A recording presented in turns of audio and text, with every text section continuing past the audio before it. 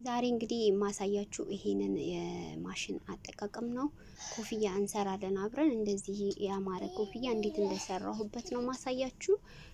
ሙሉ ቪዲዮ እሰራላችኋለሁ። ለጊዜው ግን በትንሹ አሳያችኋለሁ ማለት ነው።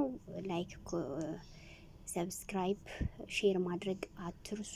በቀጣይ ደግሞ የተለያዩ እጅ ስራዎችን ዲዛይኖችን እያሳየሁኝ ቱቶሪያል አሳያለሁ ማለት ነው።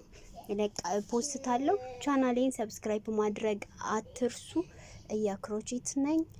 እንግዲህ በዚህ ክፍል አንድ ይኸው ማሽኑን እንዴት እንደምሰራው እጄን እየተከተላችሁ መስራት ትችላላችሁ ማለት ነው። አንድ ከፊት አንድ ከኋላ ነው ክሩን እያደረኩኝ የምጠልፈው። መጀመሪያ ሁሉም ኪሮች ላይ የማሽኑ ትልቅና ትንሽ መሆን ብዙም አያሳስብም።